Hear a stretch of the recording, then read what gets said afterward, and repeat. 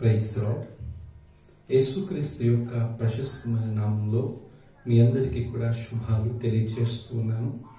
ఈ యూట్యూబ్ ద్వారా వాక్యాలను వింటూ మీరు ఎంతో ఆధ్యాత్మికంగా బలపరచబడాలని ప్రభు పేరట నేను మిమ్మల్ని బ్రతిమాలుకుంటూ ఉన్నాను.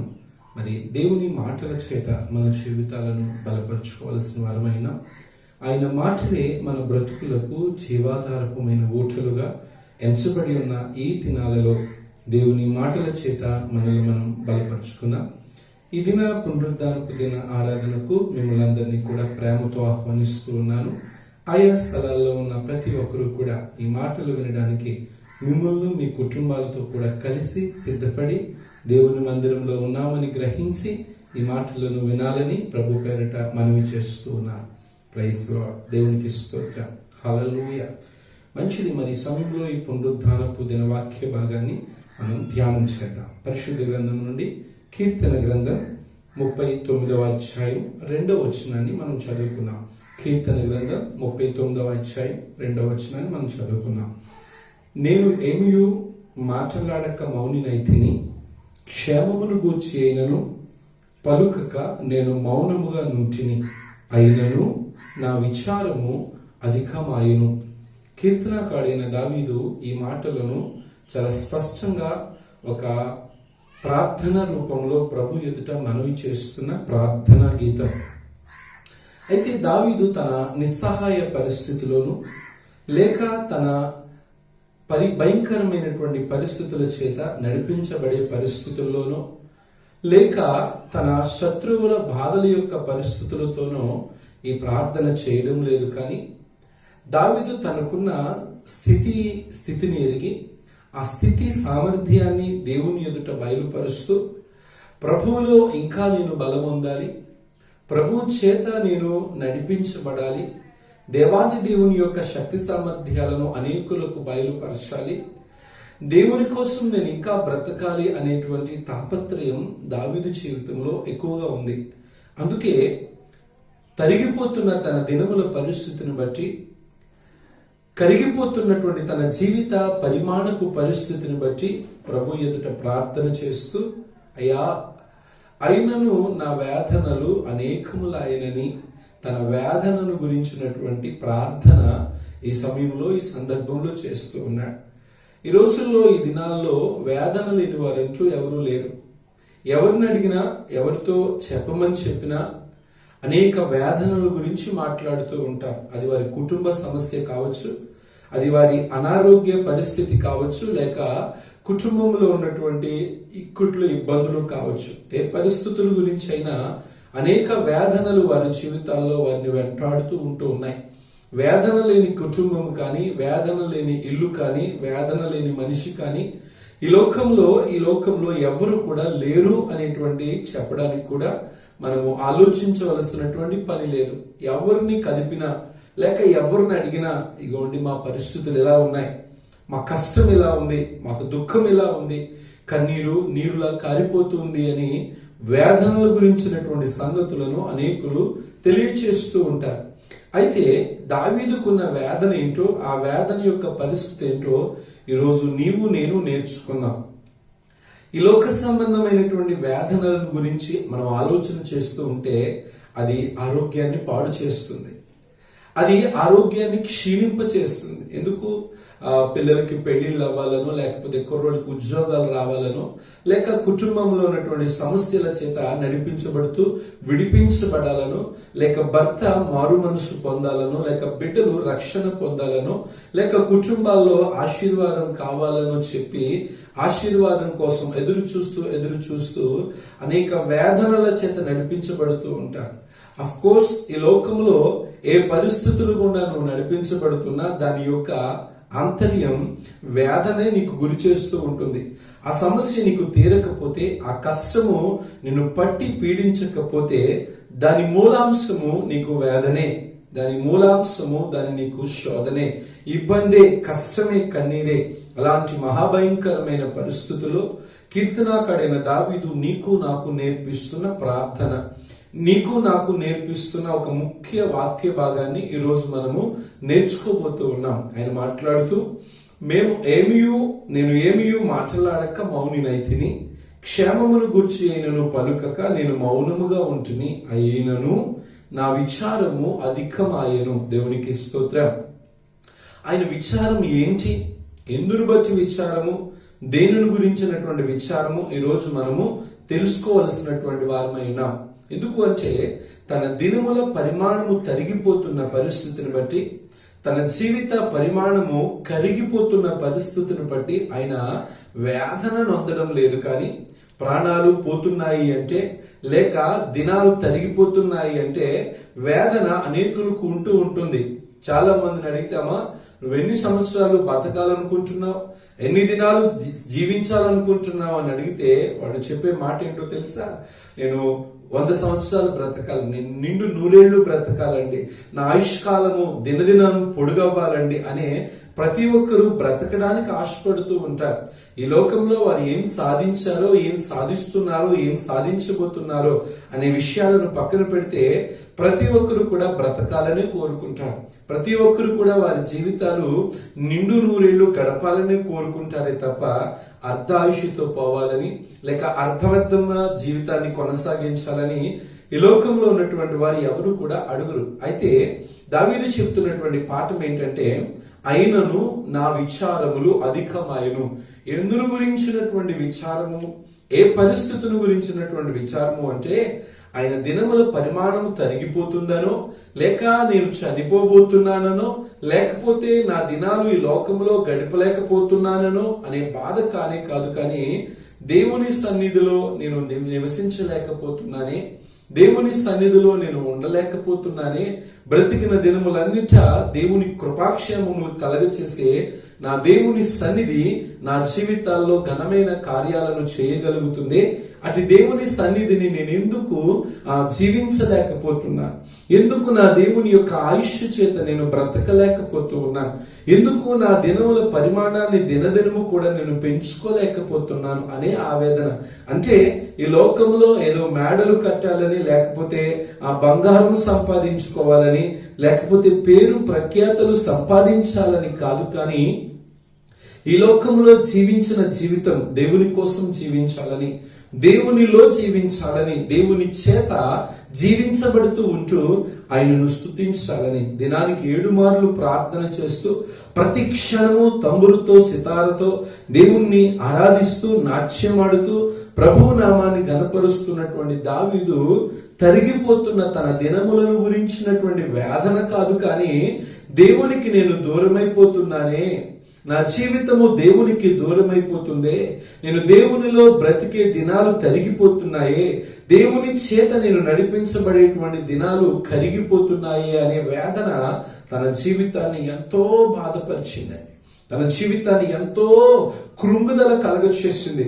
అందుకే కింద వచనాల్లో మనం చూసినట్లయితే ఆయన మాట్లాడుతూ ఉన్న 4వ వచనము, యెహోవా నా అంతము ఎట్లుండునది, నా దినముల ప్రమాణము ఎంతైనది నాకు తెలుపుము, నా ఆయువు ఎంత అల్పమైనదో నేను తెలుసుకొని కోరుచున్నాను, నా దినముల పరిమాణము నీవు బెత్తడంతగా చేసి ఉన్నావు, నీ సన్నిధిని నా ఆయుష్కాలము లేనట్టే ఉన్నది, ఎంత స్థిరుడైనను ప్రతివాడును కేవలము వట్టి ఊపిరి వంటి వాడు అని.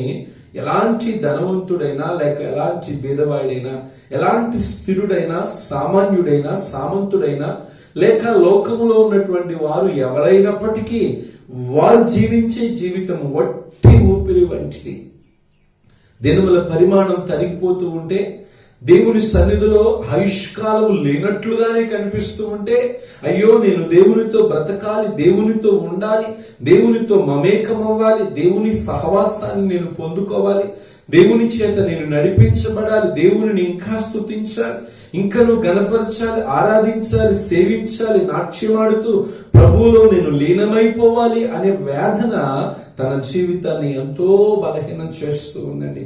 ప్రాణాలు పోతున్నాయన్న బాధ కాదు, కానీ నేను దేవునికి దూరమైపోతున్నానే, దేవునికి నేను దూరం అవ్వాల్సి వస్తుంది అనేటువంటి బాధ, వేదన తన జీవితాన్ని పట్టి పీడిస్తూ ఉంది. అందుకే తన చుట్టూ ఉన్నటువంటి పరిస్థితులు తనకు అనుకూలముగా లేకపోయినా, తన చుట్టూ ఉన్నటువంటి పరిస్థితుల చేత ఆయన ఇబ్బంది అనే కొలిమిలో నలిగిపోతూ బాధపడవలసిన పరిస్థితుల్లో ఆయన ఉంటూ ఉన్న తన జీవితంలో ఏమాత్రము కూడా పాపము చేయడానికి ఒప్పుకున్నటువంటి వ్యక్తి కాదు. తన జీవితంలో ఏ దినము కూడా దేవునిని దూషించాలనో లేక దేవునిని హేళన చేయాలో అనేటువంటి జీవితాన్ని కొనసాగించిన వ్యక్తి కానే కాదు. దావీదుకు తెలుసు, దేవుని ఎదుట విరుద్ధముగా రూపింపబడిన ఏ ఆయుధము కూడా వర్ధిల్లదని. దేవునికి విరుద్ధముగా తయారు చేయబడిన ఏ ఆయుధము కూడా ఈ లోకంలో వర్ధిల్లనట్లుగా దేవుని వాక్యం సెలవిస్తూ ఉంది. ఎందుకు అంటే సమస్తానికి ఆధారమైన దేవుడు, సమస్తాన్ని పరిపాలించి శాసించగలిగిన దేవుని కృప తన ప్రజలను నడిపించగలుగుతుంది, సృష్టిని నడిపించగలుగుతుంది, సృష్టిలో తయారు చేయబడిన ప్రతి వస్తువు నడిపించబడగలుగుతుంది. దేవుని జ్ఞానము చేత, దేవుని ప్రజ్ఞ చేత ప్రపంచము నడిపించబడుతుంది. దేవుడు తన పోలికలో, తన రూపంలో, తన ఆయువునిచ్చి బ్రతికించిన నా జీవితాన్ని కూడా పరిపాలించగలిగిన వాడు ఆయనేనని, పోషించగలిగిన శక్తి సామర్థ్యాలు కలిగిన వాడు ఆయనేనని నీ జీవితంలో నువ్వు రూఢిగా తెలుసుకున్నట్లయితే ఆయన లేకపోతే నీవు లేవు. నీ జీవితము దేవుని సన్నిధిలో బలపరచబడాలి అంటే, దేవునితో ఉండాలి అంటే, దేవుని చేతను నడిపించబడాలంటే, ప్రభువా నీ సన్నిధిలో బ్రతకాలన్న ఆశయ, నీ సన్నిధిలో జీవించాలన్న ఆశయ. దినాలు, ప్రస్తుతపు దినాలు ఎంత భయంకరమైనటువంటి దినాలు అని ఆలోచన చేస్తే దేవుడు ప్రతి మనిషికి కూడా పూర్ణాయుష్ కలుగ చేశాడు. పాత నిబంధన గ్రంథంలో దాదాపుగా మెతుషెల 969 సంవత్సరాలు బ్రతికినట్లుగా మనం చూస్తూ ఉన్నాం. ఒక మనిషి అప్రాక్సిమేట్లీ 1000 సంవత్సరాలు బ్రతకడానికి దేవుడు మనిషికి ఆయుష్నిచ్చాడు. ఆ 1000 సంవత్సరాల కాలం కాస్త మనుషుల యొక్క పాపం పరిపక్వం అవడం వలన, వారి అతిక్రమాలు, దోషాలు పెరిగిపోవడం వలన, దేవుని ఎదుట అపవిత్రమైన జీవితాన్ని జీవించడం వలన, దేవుని మాట వినకపోవడం వలన ఆ 1000 సంవత్సరాల ఆయుష్ కాస్త దావీదు కాలానికి వచ్చేసరికి దావీదు అంటాడు కదా, మనిషి సామాన్యంగా బ్రతకాలి అనుకుంటే 70 సంవత్సరాలు బ్రతుకుతాడు. ఒకవేళ అధిక బలం ఉంటే 80 సంవత్సరాలు. 1000 సంవత్సరాల ఆయుష్తో బ్రతకవలసినటువంటి దేవుని ప్రజలు 70-80 సంవత్సరాలకు కాలం దిగిపోయిందండి. ఇంకా కొంత కాలానికి వస్తే మరొక వ్యక్తి మాట్లాడుతూ ఉంటారు, మనిషి ఆయువు నీటి మీద బుడగ వంటిది, క్షణమాత్రము ఉండి క్షణమాత్రము లేని అల్పమైన వట్టి ఊపిరి వంటిది అని భక్తులు మాట్లాడుతూ ఉన్నారు. 1000 సంవత్సరాల ఆయుష్ కాస్త క్షణంలో ఆవిరైపోయేటువంటి జీవితముగా మారిపోయిందంటే మనుషులు దేవుని దృష్టిలో ఎంతటి ఘోరమైన జీవితాన్ని జీవిస్తూ ఉన్నారో, ఎంతటి పాపిష్టికరమైన బ్రతుకును బ్రతుకుతూ ఉన్నారో ఒక్కసారి ఆలోచించాలి. ఈ మాటలు వింటున్న ప్రియ దేవుని సహోదరులారా, ప్రియ దేవుని సంఘమా, ఈ మాటలు వింటున్న నీవు నీ జీవితంలో దేవుని దృష్టికి, దేవునిలో ఉండడానికి, ఎందుకు అంటే ఆయన ఊపిరి వలన మాత్రమే నువ్వు బ్రతుకుతూ ఉన్నావు. ఆయన నీ జీవితంలో తన కృపను సంపూర్ణముగా కలగచేయన కారణము మూలముగానే నీ జీవితాన్ని కొనసాగిస్తున్నావన్న సంగతి నీ బ్రతుకులో ఎప్పుడు కూడా మర్చిపోవద్దు. అందుకే తన దినముల పరిమాణము తరిగిపోతున్న స్థితిని చూసి దేవుని సన్నిధిలో బ్రతుకుతూ ఉన్న ఆయుష్కాలము లేనట్లుగానే అనిపిస్తూ ఉన్న తన జీవిత పరిస్థితిని చూచి ఆయన బాధపడుతూ ఇలా మాట్లాడుతూ ఉన్నాడు. అంటే చనిపోతున్నానని బాధ కాదు, కానీ నేను దేవుని సన్నిధిలో ఉండలేకపోతున్నానే, నేను దేవుని సన్నిధిలో బ్రతకలేకపోతున్నానే, దేవుని సన్నిధిలో గడపలేకపోతున్నానే అనే వేదన తన జీవితంలో అధికమైపోయింది. ఈరోజు ఈ మాటలు వింటున్న నీవు ఎందును గురించినటువంటి వేదన నీ బ్రతుకులో కలిగి ఉన్నావో ఒకసారి ఆలోచించే. ఎప్పుడు ఈ లోక సమస్యలే, ఎప్పుడు ఈ లోక బాధలే, ఎప్పుడు ఈ లోకములో ఉన్నటువంటి ఇరుకులు, ఇబ్బందులే, ఎప్పుడు కుటుంబంలో ఉన్నటువంటి పరిస్థితులే అవి వేదనలుగా మారి నీ హృదయంలో సంతోషాన్ని, ఆనందాన్ని లేకుండా చేస్తూ ఉన్నాయి. ఎప్పుడు ఈ లోక సంబంధమైన వేదనలతోనే నువ్వు బాధపడిపోతూ ఉన్నావు, కానీ నీ బ్రతుకులో ఏమాత్రము అయ్యో ప్రభువులో నేను బలముందాలి, ప్రభువు చేత నేను నడిపించబడాలి, దానిని గురించినటువంటి వేదన నీ బ్రతుకులో లేకపోవడానికి కారణం ఏంటి అంటే ప్రభువుని కంటే ఈ లోకము, ప్రభువు కంటే నీ కుటుంబం, ప్రభువు కంటే నీ ఆస్తి, ప్రభువు కంటే నీ లోకములో ఉన్నటువంటి స్థిరరాస్తులు సమస్తము కూడా అధికంగా హెచ్చించుకుంటున్నావు, అధికంగా వాటిని చూసుకుంటున్నావు. నీ దేవునికి ఇచ్చే స్థానము కానీ, నువ్వు దేవునితో గడిపేటువంటి సమయము కానీ తక్కువ. లోకంలో కానీ, లోకంలో ఉన్న వాటిని ప్రేమించేటువంటి సమయాన్ని కానీ, వెచ్చించే సమయం కానీ నీ బ్రతుకులో ఎక్కువ. అందుకే ప్రియ దేవుని పిల్లలారా, ఈ లోకంలో గురించినటువంటి వేదన, లోకంలో ఉన్న శ్రమలను గురించి, సమస్యలను గురించినటువంటి వేదనే నీ జీవితాన్ని పట్టి పీడిస్తుంది. కానీ ప్రభువుని గురించినటువంటి వేదన నీ జీవితంలో ఉండలేకపోతుంది. నా దేవుని సన్నిధిలో నేను ఎందుకు ఉండలేకపోతున్నాను, ఆయన సన్నిధిలో నా ఆయుష్కాలం లేనట్లుగానే తరిగిపోతుందని ఆయన బాధపడుతూ మాట్లాడుతూ ఉన్నాడు. పై వచనాలు మనం చదివితే, మొదటి నుంచి కొన్ని వచనాలు మనం చదివితే ఆయన చక్కటి విషయాలు రాస్తూ ఉన్నాడు. నా నాలుకతో పాపము చేయకుండానట్లు నా మార్గములను జాగ్రత్తగా చూసుకుందును. భక్తిహీనులు నా ఎదుట ఉన్నప్పుడు నా నోటికి చిక్కము ఉంచుకొందుననుకొంటిని. నేను ఏమీ మాట్లాడక మౌననైతిని, క్షేమమును గూర్చి అయినను పలుకక నేను మౌనముగా నుంటిని. అయినను నా వేదనలు, నా విచారములు అధికమైపోయాయ్యా. అయ్యా, నేను నీ సన్నిధిలో నాలుకతో పాపం చేయకుండా నా నాలుక నేను కాచుకున్నానయ్యా.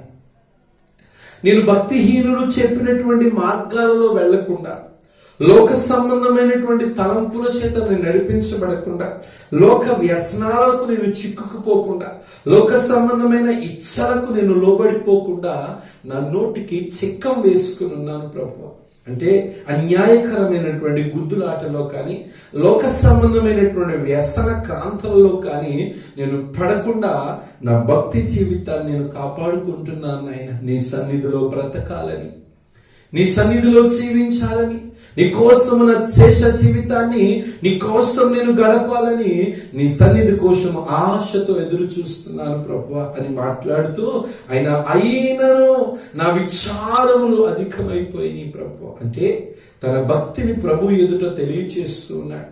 తన నాలుకతో పాపము చేయలేని జీవితాన్ని, భక్తిహీనులు ఎంతమంది వచ్చి నీ దేవుడు ఏం చేశాడు అని చెప్పినా, నీ దేవుడు ఏం చేస్తున్నాడు అని చెప్పినా, నీ దేవుడు ఏమయ్యాడు, ఎక్కడున్నాడని అనేకులు ప్రశ్నించినా మారు మాట పలకకుండా తన నోటికి చిక్కం వేసుకున్నాడు, తన నోటికి ప్లాస్టర్ అంటించుకున్నాడట. ఒక మాటను ఆలోచన చేద్దాం. ఒకవేళ నువ్వు శ్రమలతో కానీ, లేక ఇబ్బందులతో కానీ, లేక ఇక్కట్లతో కానీ నువ్వు పీడించబడుతున్నప్పుడు, లేక వేదనలకు గురవుతూ ఉన్నప్పుడు నీ పక్కవారు వచ్చి నీతో మాట్లాడుతూ ఉంటారు. ఏమా, దేవుణ్ణి నమ్ముకున్నావు కదా, ఏంటి నీకు ఇన్ని బాధలు, ఏంటి నీకు ఇంత కష్టం, ఏంటి నీకు ఇంత శ్రమ, ఏంటి నీకు ఇంత కన్నీరు అని పక్కవాళ్ళు వచ్చి నీ బాధను మరలా మరలా మరలా గుచ్చుతా ఉంటూ ఉంటారు. నీ బాధను మరలా నీకు తెలియచేస్తూ ఉంటాడు. నువ్వు అన్నావు కదా, మా దేవుడు చాలా గొప్పోడు. ఆ దేవుడు ఏం చేశాడు ఈ రోజు నేను? నీ శ్రమలో, నీ దుఃఖంలో, నీ కుటుంబంలో అన్ని బాధలే పెట్టాడు. ఈ రోజు నీ దేవుడు ఏం చేశాడు అని అనేకులు ప్రశ్నిస్తున్నప్పుడు మానవ మనుషులం కదండి, ఏదో ఒక రోజు ఏదో ఒక సమయాన నోరు చారేస్తాం. వాళ్ళు అడుగుతున్న ప్రశ్నలకు జ్ఞానయుక్తముగా ఆలోచన చేయకుండా, దేవుడు ఎన్నో మేలులు చేశాడే, ఎన్నో అద్భుత కార్యాలు చేశాడే, ఎన్నో సూచక్రియలు చేశాడు. ఒకప్పుడు ఒక పూట తినడానికి కూడా లేని నీ గతిని ఇప్పుడు శుభ్రంగా 4 పూటలు తినడానికి దేవుడు కృప చూపించాడే. ఆ స్థితిని, దేవుడు చేసిన మేలైన కార్యాలను, గొప్ప కార్యాలను మరచిపోయి ఒక శ్రమ కానీ, ఒక బాధ కానీ, ఒక ఇబ్బంది కానీ నీ జీవితంలో కలిగినప్పుడు ఎదుటివారు అడిగే ప్రశ్నలను గురించి ఆలోచన చేస్తూ ఆ ఆలోచనలో పడిపోతాం. ఏమన్నా తెలుసా, వారంటూ ఉంటారు, నీ దేవుడు ఏమయ్యాడేమో, నీ దేవుడు ఏం చేశాడు, నీ బ్రతుకులో, నీ శ్రమలో, నీ కష్టంలో దేవుడు నిన్ను వదిలేశాడే అని అనేకులు మాట్లాడుతూ ఉంటే వారికి నువ్వేం సమాధానం చెప్పలేక దావీదైతే ఏం చేశాడు తెలుసా, నోటికి చిక్కం వేసుకున్నాడు. కానీ అదే ప్లేస్ లో నువ్వు ఉంటే ఏం చేస్తావో తెలుసా, అదే స్థలంలో నీవు ఉంటే ఏం చేస్తావో తెలుసా, అదే చేతిలో నీవు ఉంటే ఏం చేస్తావో తెలుసా? ప్రియ దేవుని సహోదరులారా, నిజమే, నా దేవుడు ఏం చేశాడు, నా దేవుడు అసలు నన్ను పట్టించుకోవడం లేదు, నా దేవుడు అసలు నన్ను జ్ఞాపకం చేసుకోవడం లేదు.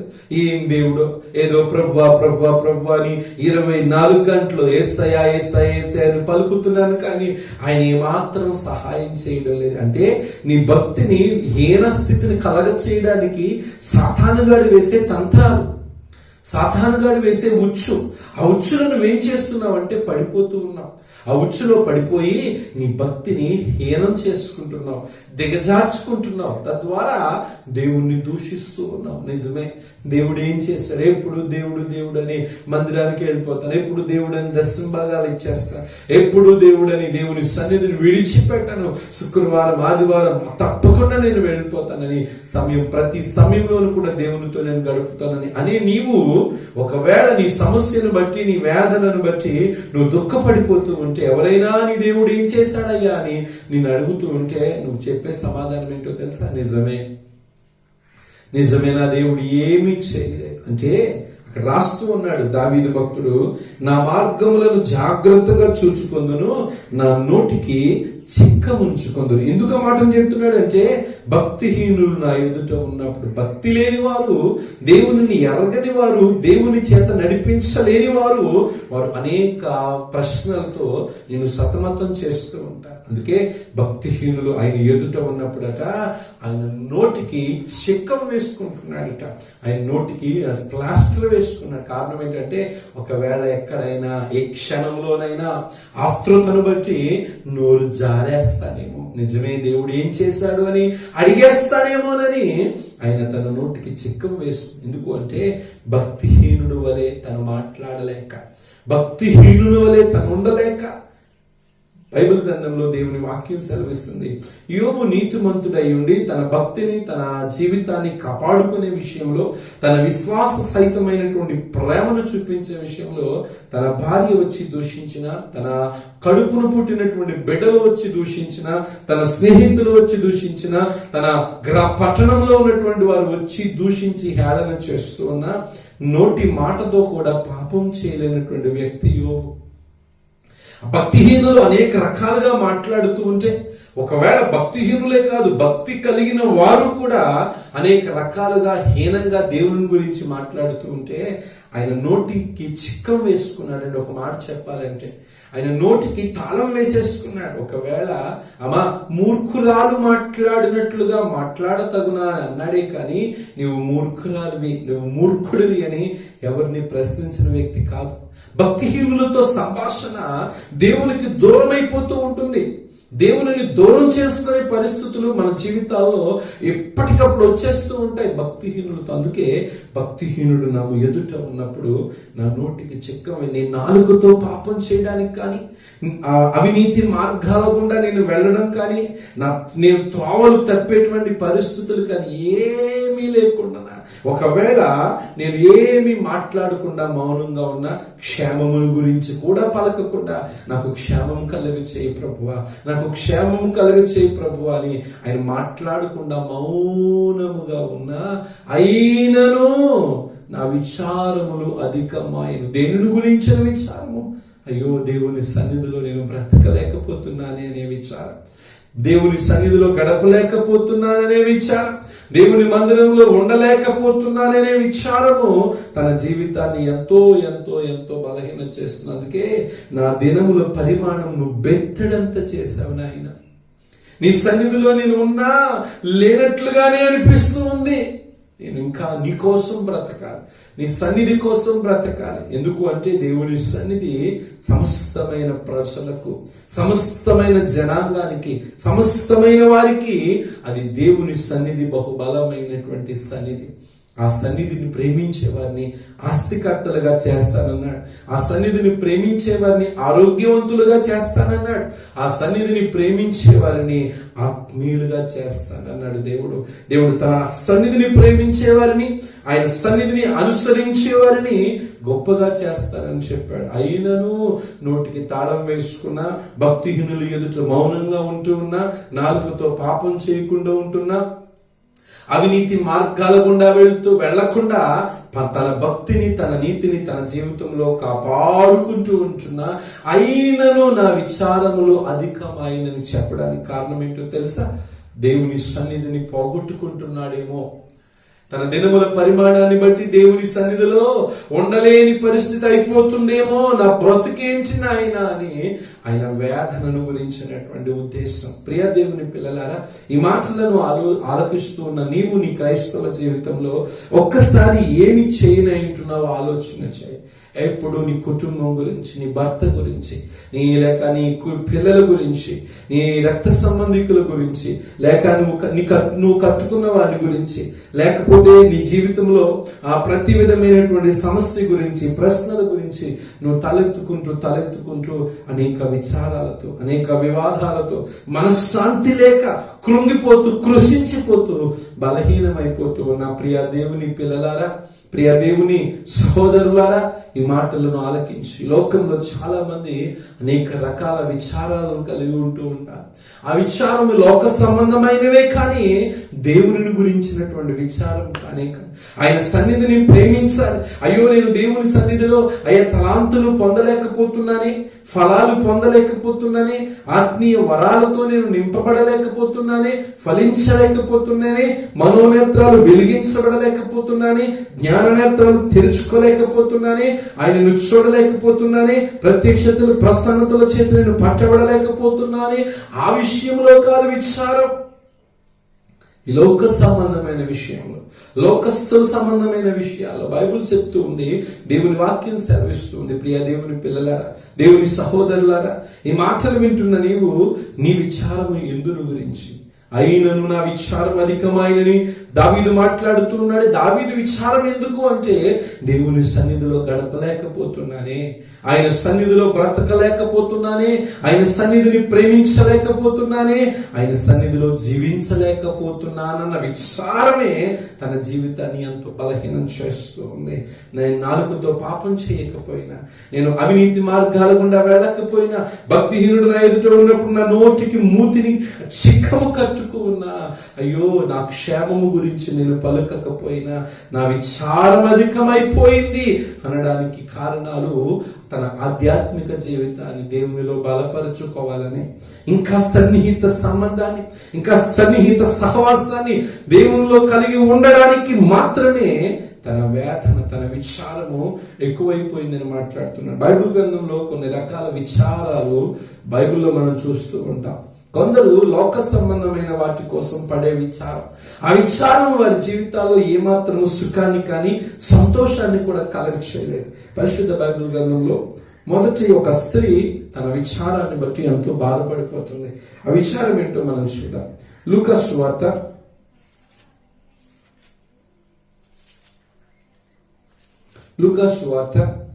10వ అధ్యాయము, లూకా సువార్త 10వ అధ్యాయము 41వ వచనాన్ని మనం చదువుకున్నట్లయితే, అందుకు ప్రభువు, మార్తా మార్తా, నీవు అనేకమైన పనులను గూర్చి విచారణ కలిగి తొందరపడుచున్నావు, కానీ అవసరమైనది ఒక్కటే. మరియా ఉత్తమమైన దానిని ఏర్పరచుకొనెను, అది ఆమె యొద్ద నుండి తీసివేయబడదని ఆమెతో చెప్పాను. దేవునికి స్తోత్రం. ఈ లూకా సువార్త 10వ అధ్యాయము 41వ వచనంలో మార్తను గురించి దేవుడు సంబోధిస్తూ, మార్తా మార్తా, నీవనేకమైన పనులను గూర్చిన విచారమును కలిగి తొందరపడుచున్నావు. గమనించండి మాట, మార్త విషయంలో దేవుడు కలిగి ఉన్న విచారం ఏంటంటే అనేక పనులను గూర్చిన విచారం. చాలా మంది వ్యక్తిగత జీవితాల్లో వారు పడుతున్న విచారం ఎస్పెషల్లీ దేని గురించి అయ్యా అంటే ఇంటి పనులు, వంటి పనులు. ప్రొద్దున్న లేచి నైట్ మళ్ళా తిరిగి పడుకునేంత వరకు విస్తారమైన పనులు. ఉదయం లేవగానే లేచి కనీసము అమ్మయ్య అనేటువంటి కూర్చొనే పరిస్థితి, ఒక 5 నిమిషాలు కూడా లేకుండానే అనేక రకమైనటువంటి పనులు. ఒక పని తర్వాత ఒకటి ప్రొద్దున్న లేవగానే కొంతమందికి మెంటల్ గా డిసైడ్ అయిపోతూ ఉంటారు. చాలా పనులు ఉన్నాయి, పొద్దున్న అర్జెంటుగా రాత్రి తొందరగా పడుకుని పోవాలని చెప్పి పనులను గురించిన విచారం. ఇంటి పనులు, వంటి పనులు, వంట పనులు, ఇంకా చెప్పుకుంటూ పోతే నానా రకాల పనులు. ఆ పనుల భారాన్ని వారి జీవితంలో పెట్టుకొని అదే విచారం. చాలా మంది వారి విచారాన్ని ఎలా వ్యక్తపరుస్తారంటే, ఇన్ని పనులు ఎలా చేస్తామని చెప్పి బుర్ర మీద చెయ్యి వేసుకొని కూర్చుంటూ ఉంటారు. బుర్ర మీద చెయ్యి వేసుకుని ఆ విచారాన్ని వ్యక్తపరుస్తూ ఉంటా. ఇన్ని పనులు నేను ఒక్కదాన్ని చేయగలుగుతానా? ఇన్ని పనులు నా వలన అవుతుందా? చాలా మంది ప్రొద్దున్నే లేచిన వెంటనే ఆ ప్రస్తుత దినాల్లో చేసే పనులు కాదు, కానీ ఒక్క క్రింద దినాల్లో చేసేటువంటి పనులు కొన్ని గురించి చెప్పడానికి ఇష్టపడుతూ ఉన్నాను. ప్రొద్దున్నే లేచారంటే వాకిట్లో ముందు కల్లాపు చల్లాలంటే పేడ వెతుక్కుని రావాలి. ఈ పేడ దొరకాలంటే చాలా కష్టం. పేడ ఎక్కడ దొరుకుతుందని పేడ కోసం విచారం కొంతమందికి. ప్రొద్దున్నే లేకపోతే అంట్లు తోమాలంటే విచారం. ఇన్ని భయంకరమైన పనులు, ఒకటి కాదు రెండు కాదండి, పనుల గురించిన విచారం.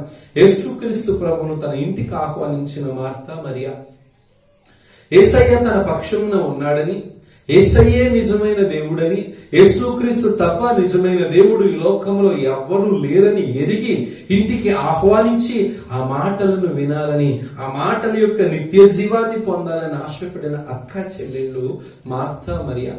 అయితే ఆ యేసయ్య మార్త చేసిన పని ఏంటంటే, యేసయ్య వచ్చాడు, ఆయనకు అనేక రకమైన వంటలు వండాలి, అనేక రకమైన ఆహార పదార్థాలు పెట్టి ఆయనను బాగా చూసుకోవాలి, బాగా శుభ్రంగా చూసుకోవాలి. ఆ వంటలు తిన్న ఆయన నన్ను మెచ్చుకోవాలని చెప్పిన ప్రయాస, పనుల ప్రయాస మార్తది. మరియదేమో దేవుని గురించిన విచారం, నిత్య జీవం పొందడానికి అయ్యా నేనేం చేయాలయ్యా అనేటువంటి విచారం, దేవుని మాటలను గురించిన విచారం. మార్త విచారాన్ని చూసి, ఆమె పనుల భారాన్ని చూసి, ఆమె పనులు చేసుకుంటూ ఉంటుండగా తన అక్క దగ్గరికి వచ్చి, తన చెల్లి దగ్గరికి వచ్చి, తన సహోదరి దగ్గరికి వచ్చి మాట్లాడుతుంది. అయ్యా ఆమె మీ దగ్గరికి మరలా వస్తుంది, కానీ చాలా పనులు ఉన్నాయా, నాతో కొంచెం సాయం చేయడానికి మా సహోదరిని పంపించాయా అని మాట్లాడుతూ ఉంటే యేసయ్య చెప్తూ ఉన్నాడు, మార్తా మార్తా, నువ్వెందుకు అంత నీ పనుల గురించి విచారపడుతూ ప్రయాసపడుతూ ఉన్నావు? ఎందుకు ఆతురతగా తొందరపడుచు ఉన్నావు? మరి అయితే ఉత్తమమైన దానిని అనుకుని, నువ్వైతే వ్యర్థమైన దానిని గురించి విచారాన్ని కలిగి ఉన్నావని ప్రభు స్పష్టంగా మాట్లాడుతూ ఉన్నాడు. ఒక్కసారి మాటలు వింటున్న నీవు నీ జీవితంలో చాలా మంది ఉదయం లేచి మరలా నైట్ పడుకునేటువంటి విషయానికి వస్తే ప్రయాణాల్లో విచారం, లేక పనుల్లో విచారం, లేకపోతే రోగాలను గురించిన విచారం, లేకపోతే చుట్టాలను గురించిన విచారం, లేకపోతే సమస్యలను గురించినటువంటి విచారం, అన్ని లోక సంబంధమైన విచారాలను గురించినటువంటి పరిస్థితిలోనే నువ్వు నలిగిపోతూ మగ్గిపోతూ నీ జీవితాన్ని వ్యర్థంగా గడుపుకుంటున్నావు, నీ ఆయుష్ను తగ్గించుకుంటున్నావే తప్ప దేవుని గురించినటువంటి విచారం, దేవునిలో నేను ఇంకా బలం పొందాలన్న విచారం నీ బ్రతుకుల్లో లేకపోవడానికి కారణం ఏంటంటే లోకాన్ని చూస్తూ ఉన్నావు. అలాగని వండుకునేదాన్ని తినేదాన్ని పట్టించుకోవద్దని నేను చెప్పడం లేదు, కానీ అవి చేసే పనులు టకటక చేసుకుంటూ పోతే మిగతా సమయంలో, ఖాళీ సమయాల్లో దేవునికి సమీపముగా ఉండేటువంటి విచారం నీకు కావాలి. నేను ఎప్పుడెప్పుడు దేవుని సన్నిధిని చూడాలి, ఎప్పుడెప్పుడు దేవునికి నేను సమీపంగా ఉండాలి, ఎప్పుడెప్పుడు నేను దేవునితో గడపాలన్నటువంటి దేవుని గురించినటువంటి విచారం నీ బ్రతుకులో కావాలి. నీ భక్తిని కాపాడుకోవడానికి, నీ విశ్వాసాన్ని కాపాడుకోవడానికి, దేవుని పక్షాన నిన్ను నీవు కాపాడుకోవడానికి, నీ భక్తి జీవితాన్ని దేవుని గురించినటువంటి ఆలోచన నువ్వు చేయగలిగినట్లయితే, ప్రియ దేవుని పిల్లలారా, దేవుని సహోదరులారా, దేవుని పక్షాన తప్పక దేవుడు తన కృపను నీ జీవితంలో అనుగ్రహింప చేస్తాడు.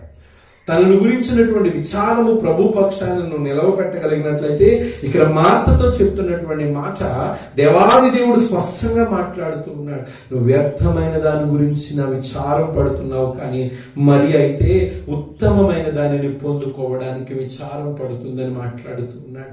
నీవు ఈనాడు వ్యర్థమైన వాటి కోసం విచారిస్తూ, వ్యర్థమైన పనుల కోసం విచారిస్తూ, వ్యర్థమైన లోక సంబంధమైన వాటి కోసం విచారిస్తూ నీ జీవిత పరిమాణాన్ని తగ్గించుకుంటున్నావేమో, నీ జీవితపు దినాలను నువ్వు వ్యర్థంగా గడిపేసుకుంటున్నావేమో. ఒక్కసారి నువ్వు ఆలోచన చేయి.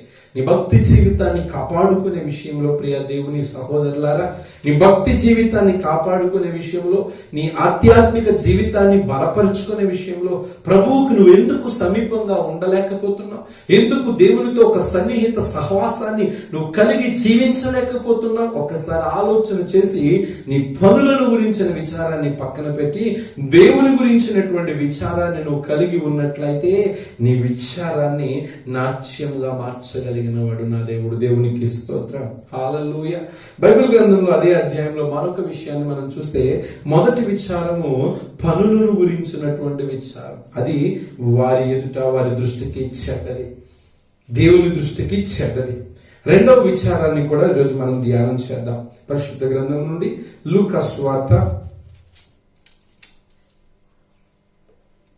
పరిశుద్ధ గ్రంథం నుండి లూకా సువార్త 8వ అధ్యాయము, లూకా సువార్త 8వ అధ్యాయము 14వ వచనాన్ని మనం చదువుకుందాం. ముండ్ల పొదలలో పడిన విత్తనమును పోలిన వారెవరనగా, విని కాలము గడిచిన కొలది ఈ జీవన సంబంధమైన విచారముల చేతను ధనభోగముల చేతను అణచివేయబడి పరిపక్వముగా ఫలింపని వారు. దేవునికి స్తోత్రం. గమనించండి, ఇక్కడ ఒక విచారాన్ని గురించి రాశాడు. ఏ విచారం అది? జీవన సంబంధమైన విచారం. అనగా మనం మనిషి జీవించడానికి కావలసినటువంటి జీవితంలో ఈ లోక సంబంధమైన పరిస్థితులను, ఈ లోక సంబంధమైనటువంటి స్థితిగతులను ఎరిగి అన్నిటిని గురించినటువంటి జీవన శైలికి సంబంధించిన విచారం. ఇక్కడ విత్తనాల యొక్క ఉపమానాన్ని యేసుక్రీస్తు ప్రభు చాలా తేటగా బయలుపరుస్తూ, కొన్ని విత్తనాలు త్రోవ పక్కన పడ్డాయి, అవి పక్షులు వచ్చి తినివేసేస్తాయి. కొన్ని విత్తనాలు రాతి నేల మీద పడ్డాయి, దాని వేరు లోతుగా లేనందున అవి పాడైపోతాయి, పతనమైపోతాయి. కొన్ని విత్తనాలు ముండ్ల పొదల్లో పడ్డాయి, ఆ ముండ్ల పొదలు వాటిని అణచివేసిన కారణం చేత అవి ఫలించకుండా పోయాయి. కొన్ని విత్తనాలు మంచి నేల మీద పడ్డాయి, అవి పెరిగి వృక్షమై పెద్దవై అభివృద్ధి చెంది ఆశీర్వాదకరంగా మార్చబడుతున్నాయని విత్తనాలను గురించిన ఉపమానాన్ని మాట్లాడుతూ మనము నేర్చుకోవాల్సినటువంటి ఉపమానం ఈ దినము ముండ్ల పొదల్లో పడిన విత్తనాల యొక్క ఉపమానం గురించి మనం నేర్చుకోవాల్సిన మనమైనా. ముండ్ల పొదల్లో పడిన విత్తనము ఎవరనగా, వారు విని, ఏం విని? దేవుని వాక్యాన్ని విని, వాక్యాన్ని గ్రహించి, వాక్యం ఏం చెప్తుందో దాని గురించినటువంటి విశేష శక్తిని వారి జీవితాల్లో రుచి చూచి కూడా కాలము గడిచిన కొలది, అనగా దినాలు గడిచే కొలది, సంవత్సరాలు గడిచే కొలది, కొన్ని ఏండ్లు గడిచే కొలది. నేను ఒక మాట చెప్పడానికి ఇష్టపడుతూ ఉన్నాను. క్రైస్తవులుగా కొనసాగేటువంటి తొలి దినాలలో వారి భక్తి ఎలా ఉంటుంది, క్రైస్తవులుగా మారిపోయిన తర్వాత అనేక సంవత్సరాల తర్వాత వారి భక్తి ఎలా ఉంటుంది.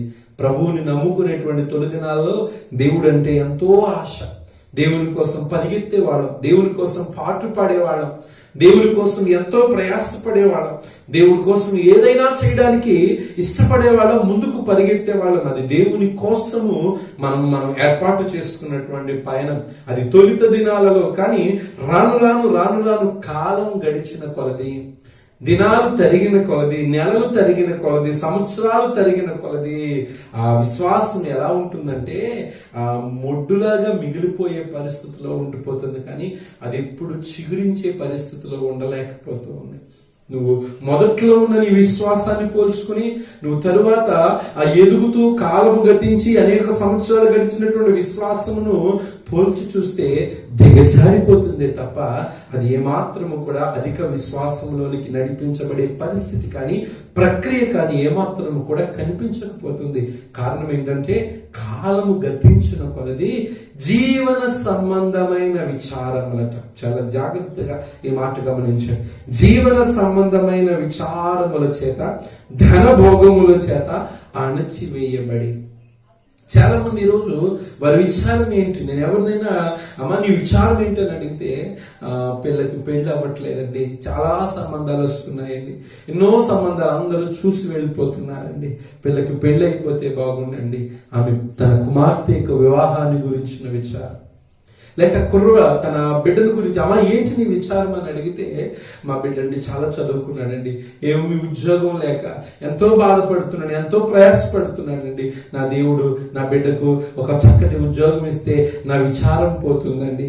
లేక పిల్ల పెళ్లి కోసమో, లేక కుర్రోడు ఉద్యోగం కోసమో, లేకపోతే కుటుంబంలో ఒక స్త్రీని అడిగితే అయ్యా ఇల్లు లేదండి, నాకు ఇల్లు ఉంటే ఇంట్లో కూర్చుని మేము ఏదో రకంగా ఆ గెంజి నీళ్ళలో తాగుతామని అని చెప్పి గృహాన్ని గురించిన విచారం కొంతమందికి, ఆస్తి సంపాదించాలన్న విచారం కొంతమందికి, లేక లోకంలో ఉన్నటువంటి ధనధాన్యాలు సంపాదించాలి, సిరి సంపదలు సంపాదించాలి, పక్క వాళ్ళకంటే మేము గొప్పగా ఉండాలి, పక్క వాళ్ళకంటే మేము ఎక్కువగా ఉండాలి అని లోక సంబంధమైన పరిస్థితుల సంబంధమైన విచారాలను గురించి వారు జీవన సంబంధమైన జీవితాన్ని అణిచివేసేసుకుంటారు. ఇంకా మరొక మాట చెప్పడానికి ఇష్టపడుతున్నాను. చిన్న వయసు నుంచి పిల్లల మీద బాధ్యతలు పెడుతూ ఉంటే పిల్లలు అణగారిపోతూ ఉంటుంటారు. ఎందుకంటే వాడికి నా తండ్రి తాగుపోతాడు, నా తల్లి ఏమో లోకంలో నన్ను పట్టించుకోదు, నేనే నా కాళ్ళ మీద నన్ను బ్రతకాలనుకునేటువంటి వాడి కాళ్ళ మీద వాడు బ్రతకడానికి వాడు అణగారిపోతూ ఎదుగుదలలో కూడా కొంచెం లోపం వస్తూ ఉంటుంది. ఎందుకంటే అతని కష్టం అతన్ని అణిచివేస్తూ ఉంటుంది, అతని బాధ అతన్ని అణిచివేస్తూ ఉంటుంది. ఎందుకంటే లోక సంబంధమైన పరిస్థితుల్లో ఎదగాలి అన్న, లోక సంబంధమైనటువంటి పరిస్థితుల గుండా మనం నడిపించబడుతూ సమస్తమైన పరిస్థితులను మనం చక్క పెట్టుకోవాలి అన్న ప్రియ దేవుని పిల్లలారా, జీవన సంబంధమైన విచారముల చేత అణిగిపోయి ధనభోగముల చేత కాలము గడిచిన కొద్దీ వీరు వాక్యమును వినేవారు, వాక్యమును విని గ్రహించేవారే. కాలం గడిచే కొద్దీ, దినాలు తరిగిపోయే కొద్దీ లోక సంబంధమైన వాటిని ప్రేమిస్తూ, లోకంలో కోరుకుంటూ, లోకము చేత అణచివేయబడేటువంటి వారుగా ఉంటారు. ఈరోజు నీ విచారము ఇక్కడ మనం చూస్తే మార్త విచారము పనులను గురించిన విచారం. ఇక్కడ రెండో విచారము జీవన సంబంధమైన విచారములను గురించి, ధనభోగములను గురించిన విచారము చేత వారు విచారాలు కలిగి ఉంటున్నారు. వారంటున్నారు అయినను నా విచారాలు అధికమైపోయి. వీళ్ళ విచారం ఏంటి? పనులను గురించిన విచారము, లోకాన్ని గురించిన విచారము, లోకంలో ఘనమైన కార్యాలను జరిగించుకోవాలన్న విచారంతో వాళ్ళు బలహీనమైపోతూ ఉన్నారే తప్ప దేవుని గురించినటువంటి విచారాన్ని మాట్లాడటం లేదు. దావీదు అంటాడు కదా, అయినను నా విచారములు అధికమాయను. ఆయన విచారము ఆయనను చూడాలని, ఆయనలో గడపాలని, ఆయనలో ఉండాలని, ఆయన సన్నిధిని ప్రేమిస్తూ ఆయన సన్నిధిని కోరుకోవాలన్న విచారము తన జీవితంలో ఎంతగానో బలపరుస్తూ, అయ్యా భక్తిహీనులు నా ఎదుట ఉన్నా, నా నాలుకతో నేను పాపం చేయకుండా, నేను అన్యాయకరమైన మార్గాల్లో వెళ్లకుండా నా నోటికి నేను చిక్కం వేసుకుని నా క్షేమము నిమిత్తము కూడా నేను పలకక నేను మౌనముగా ఉన్నానయ్యా. అయినా అయ్యా నిన్ను చూడాలని, నిన్ను ఆనందించాలని, నీలో గడపాలని, నీలో సంతోషించాలన్న విచారమే తన జీవితంలో ఎక్కువైపోయింది. ఈరోజు ఈ వాక్యాన్ని వింటున్న నీవు నీ క్రైస్తవ జీవితంలో నీ విచారం ఏమైందో ఒకసారి ఆలోచించి, ఈ భయంకరమైన దుర్దినాలలో, ఈ కష్టకాలాలలో, ఇంకా ఈ కరోనా పరిస్థితులు దినదినము కూడా దశలు మారిపోయి రెండవ స్టేజెస్ కూడా దాటిపోయి, ఒకప్పుడు కరోనా వైరస్ దాదాపు 14 రోజులు వెయిట్ చేయగలిగితే ప్రస్తుతపు ఆ దశ 3 రోజులకే మనిషి డెత్ అయిపోతున్నటువంటి పరిస్థితి. ఆరోగ్యం కాపాడుకోవాలని ఎంతో మంది విచారంగా ఉంటూ విచారాల చేత నడిపించబడుతున్నారు. అఫ్ కోర్స్, కానీ ప్రభువును గురించినటువంటి విచారం నువ్వు కలిగి జీవించగలిగినట్లయితే నీ విచారాన్ని కొట్టివేసి నీ జీవితాన్ని సంతోషదాయకమైన జీవితాన్ని నా ప్రభువు కలగ చేస్తాను. మాటలు వింటున్న నీవు నీ క్రైస్తవ జీవితంలో ప్రభువును గురించిన విచారమును, ఆయన సన్నిధిని గురించిన విచారము, రక్షణను గురించిన విచారము, మారు మనస్సు పొందుటను గురించిన విచారమును నువ్వు కలిగి జీవించగలిగినట్లయితే నా ప్రభు తప్పక నీ విచారాన్ని జ్ఞాపకం చేసుకుని సంతోషకరమైన జీవితాన్ని కలగ చేస్తాడు. అటు జీవితాన్ని నా దేవుడు నీకు కలగ చేయాలని ప్రార్థన చేసుకో. మిగతా భాగాన్ని వచ్చే వాళ్ళని ధ్యానం చేద్దాం. దేవుడి కొద్ది మాటలను దీవించునుగాక. ఆమేన్. ప్రార్థన. సకలాశీర్వాదాలకు కారణభూతుడా, పరలోకమునందు మా తండ్రి, నీ అతి శ్రేష్టమైన ఘనమైన నామానికి వేవేల కొలది వందనాలు. కృపా సత్య సంపూర్ణుడవు నాయన. నీ కృప జీవము కంటే ఉత్తమమైనది. శాశ్వత కాలం మమ్మల్ని ప్రేమించి సదాకాలము మా పక్షం నిలిచిన గొప్ప దేవుడవు నీ ఒక్కడివైనా తండ్రి. ఇదిగో ఈ మాటలు వింటున్న ప్రతి ఒక్కరిని పేరు పేరున జ్ఞాపకం చేసుకోండి నాయన. దావీదు అంటాడు కదా, అయినను నా విచారములు అధికములైనవి. అయ్యా నిన్ను గురించిన విచారం, నీ సన్నిధిని గురించిన విచారం, నీ సన్నిధిలో నాయన దినములు నాయన లేనట్లుగానే ఉన్నాయన్న విచారమే తన జీవితాన్ని ఎంతో విచారంగా గురి చేసింది. కానీ మేమైతే ఈ లోక సంబంధమైన వాటిని, ధన భోగాలను గురించి, జీవన సంబంధమైన విచారాలను గురించి, పనుల గురించి, పాటలను గురించిన విచారాల చేత మేము నడిపించబడుతూ నిన్ను దూరం చేసుకున్నా ప్రభువా. ఈ లోక సంబంధమైన వాటి కోసము కాక నీ కోసము, ఆత్మ సంబంధమైన వాటి కోసము మేమందరము నిలిచి ఉండుటకు సహాయం చేయండి. భయంకరమైన దినాల్లో మేమున్నాం నాయన. ఈ దుర్దినాలలో నీ శక్తి సామర్థ్యాల చేత మమ్మల్ని నింపి నీ పరిశుద్ధాత్మ తాకిడి నాకు, మాకు, మా అందరికీ దయచేయి. నా ప్రార్థన బట్టి కాదు, నీ కృపను బట్టి మేలు చేయి. విన్న వాక్యాన్ని వారి జీవితాల్లో నీరు కట్టి ఫలింప చేయండి. ఎందరి మాటలు వింటున్నారు, ఎందరి హృదయాలు ప్రభువా నీ తట్టు త్రిప్పబడుతూ ఉన్నాయో ప్రతి ఒక్కరికి నాయన మారు మనసు అనుభవాన్ని దయచేయి. రక్షణను గురించిన విచారం, మారు మనస్సును గురించిన విచారం, ఆత్మీయతలో ఎదుగుదలను గురించిన విచారం, ఆత్మ సంబంధమైన వారములను గురించిన విచారమును ఈ సన్నిధిలో కలిగి జీవించుటకు సహాయం చేయండి. అయ్యా ప్రతి ఒక్కరిని దీవించండి నాయన. ఎందరు బలహీనులుగా ఉన్నారో వారిని బలపరచండి. రోగగ్రస్తులను నీవు ముట్టి స్వస్థపరచండి. ఆరోగ్యాన్ని కలుగ చేయండి, మేలు చేయండి. కృపతో నడిపించి మహిమ, ఘనత, ప్రభావములను మీరే పొందుకోమని ఈ పునరుద్ధాన దినాన, పునరుద్ధాన బాలముతో నీ బిడ్డలందరినీ నింపి నడిపించి శక్తి సామర్థ్యాలతో నాయన నీవే వాడుకొని మహిమ, ఘనత, ప్రభావములను పొందుకోమని యేసు పరిశుద్ధ నామములో ప్రార్థించి స్తుతించి అడిగి వేడుకొనుచున్నాను తండ్రి. ఆమేన్. తండ్రి అయిన దేవుని ప్రేమ, ప్రభువైన యేసు క్రీస్తు కృప, పరిశుద్ధాత్మ యొక్క అన్యోన్య సహవాసం కూడిన బిడ్డలకును, సంఘాలకు, సహవాసాలకు దేవుని ప్రత్యేకమైన కాపుదల సదాకాలము తోడై నడిపించి మహిమ పొందును గాక. ఆమేన్. ఆమేన్. అందరికీ వందనాలు. దేవుడు మిమ్మల్ని దీవించును గాక. May God bless you.